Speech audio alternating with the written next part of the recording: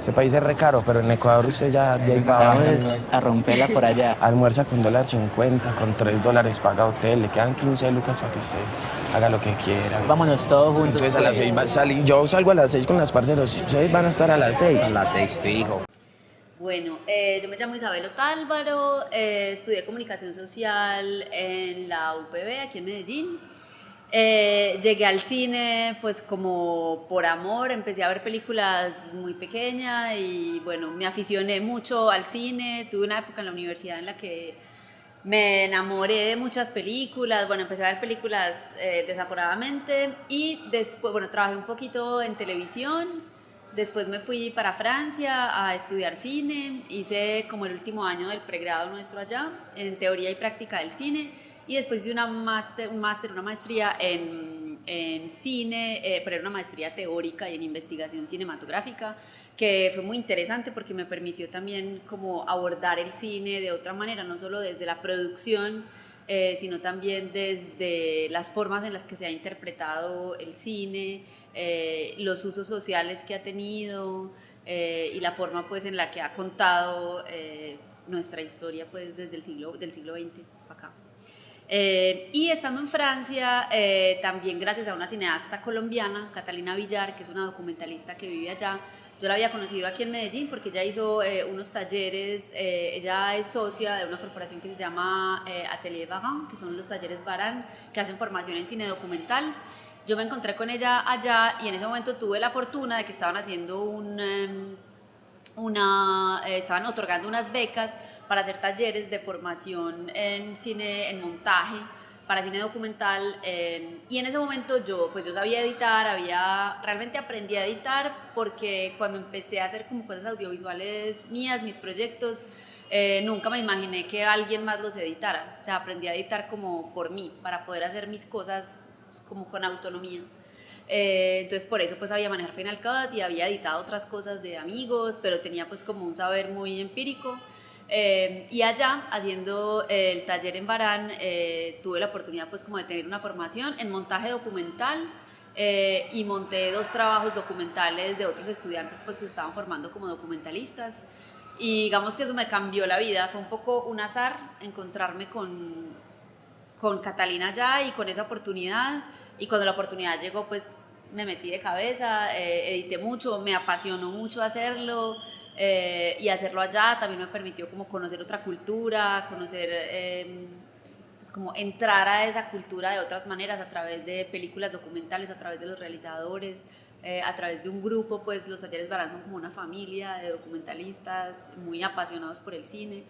Entonces ahí empecé y eso también cambió mi vida en Francia porque a partir de eso pues me empezó a salir trabajo como montajista. Antes pues había hecho trabajos de mesera, niñera, profesora de español, bueno, de inmigrante, estudiante, y a partir de ahí empecé ya pues como a tener trabajos más profesionales, y después regresé a Colombia y cuando llegué a Medellín también me di cuenta de que el montaje como profesión cinematográfica en ese momento, en el 2012, digamos que no tenía un lugar muy importante dentro del mundo cinematográfico local. O sea, el director de fotografía siempre tiene un lugar muy importante, el productor, el director, el guionista, los actores, los sonidistas creo que también han ido logrando un lugar de reconocimiento, y los montajistas creo que también lo hemos ido logrando, pero es algo que ha pasado con el tiempo, incluso no somos muchos, quizás en Bogotá, Cali, pues que tienen como industrias cinematográficas más desarrolladas pues y más instaladas, exista más la profesión, pero acá en ese momento me di cuenta que no había muchos montajistas y bueno, entonces empezaron a llegar oportunidades para editar cosas, y bueno, he ido aprendiendo mucho también de la experiencia de los directores, de otros colegas, y hace poco nació la Asociación de Editores Colombianos ECA, a la que pertenezco, y bueno, creo que también el colegaje, el intercambio con otros montajistas es muy, pues nos forma mucho, nos da mucho, y creo que la profesión se ha ido consolidando también en el medio.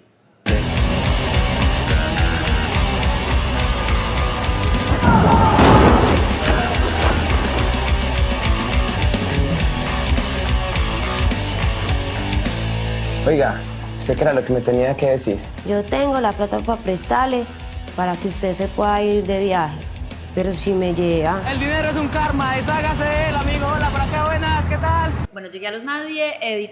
para editar el cortometraje que fue pues como el origen de la película. En principio Los Nadie fue un corto, entonces llegué para hacer la edición de ese corto. Cuando estábamos en el proceso de montaje del corto apareció como, surgió la posibilidad, el deseo, la necesidad de seguir filmando, de filmar un poco más para hacer de ese cortometraje un largo. Pues en principio el proceso estuvo muy marcado como por la necesidad de definir cosas de la estructura de la película, más que de la construcción de las escenas. Entonces en la construcción de la estructura es una película coral porque hay varios personajes. Entonces en la construcción de la estructura era un poco como encontrar el orden en el que iban apareciendo, en el que se iban presentando esos personajes en la película, cómo se asociaban, cómo se encontraban, digamos, las distintas escenas de los personajes ahí. Pero también había una cosa cronológica marcada, ¿cierto? En el guión ya hay como unos momentos que definen la estructura en términos cronológicos. Era más como... incluso también decidir cosas que no quedaron, también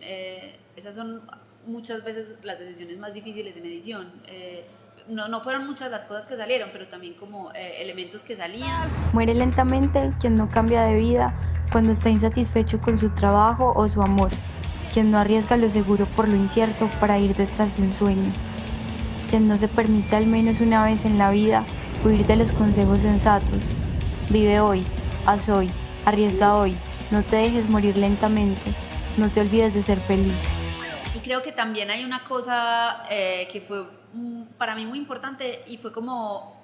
conectarme con lo que el material tenía, o sea, como con la propuesta que ya tenía la película y que tiene, a mi juicio, como un espíritu muy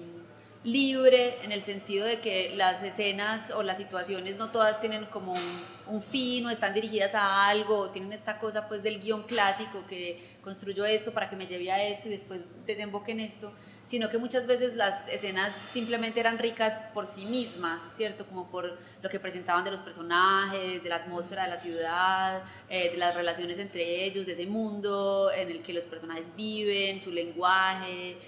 Bueno, como cosas mucho más cotidianas, y creo que el trabajo fue mucho ese, como darle valor a eso, más que tratar de, obviamente también estamos tejiendo un relato y una historia y unos conflictos, pero el lugar como de la contemplación de la vida de los personajes, creo que eso fue para mí muy importante, como encontrar la importancia de eso en la película, en el material y el valor tan grande que eso tenía, pues como darle tiempo a esas situaciones, y porque en todo caso eso está...